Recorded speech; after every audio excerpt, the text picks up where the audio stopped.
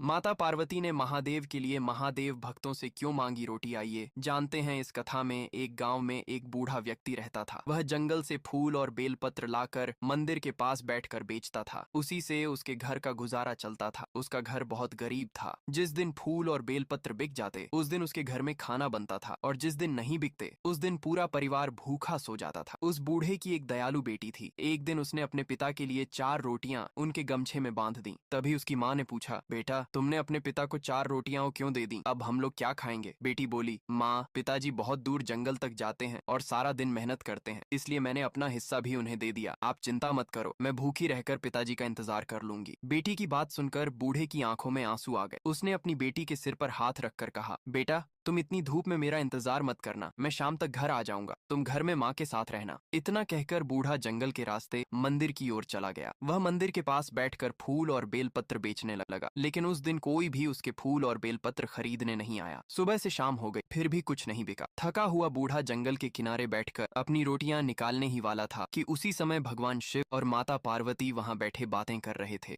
माता पार्वती ने उस बूढ़े को देखकर कहा, प्रभु आप अपने भक्तों को इतना कष्ट क्यों देते हैं? यह कितना गरीब है, इसकी बेटी भूखी रहकर अपने पिता का इंतजार कर रही होगी, आप इसे धन क्यों नहीं देते? भगवान शिव मुस्कुराकर बोले, देवी मेरे भक्त को गरीब मत कहो, मेरे भक्त का दिल बहुत बड़ा है। उसके पास भले ही धन न हो, लेकिन उसके पास दया और उदारता का खजाना है। माता पार्वती बोली, प्रभु मैं आपके इस भक्त की परीक्षा लेना चाहती हूँ। भगवान शिव मुस्कुराकर बोले, तुम्हें तो बस भक्तों की परीक्षा लेने का बहाना चाहिए। तभी माता पार्वती भिखारिन का रूप धारण करके उस बूढ़े के पास पहुंची और बोली, बाबा मुझे बहुत भूख लगी, क्या आप मुझे खाने के लिए एक रोटी दे सकते हैं? बूढ़े ने तुरंत कहा, क्यों नहीं माता, मेरे पास 4 रोटियां हैं, मैं आपको 2 रोटियां दे देता हूँ। उसने अपनी रोटियों में से 2 रोटियां भिखारिन को दे दी। फिर भिखारिन बोले, क्या आप बाकी की 2 रोटियां वो भी दे सकते हैं? मैं उन्हें भी खिलाना चाहती हूँ। बूढ़े ने बिना सोचे समझे अपनी बाकी की 2 रोटियां वो भी दे दी। अब उसके पास खाने के लिए कुछ भी नहीं बचा था। वह नदी के किनारे गया, वहां से कमल का फल निकाल कर खा लिया और नदी का पानी पीकर संतुष्ट हो गए। तभी भिखारिन के रूप में माता पार्वती ने कहा, बाबा आज तुम मुझसे जो चाहो मांग लो, मैं तुम्हें देने के लिए तैयार हूँ।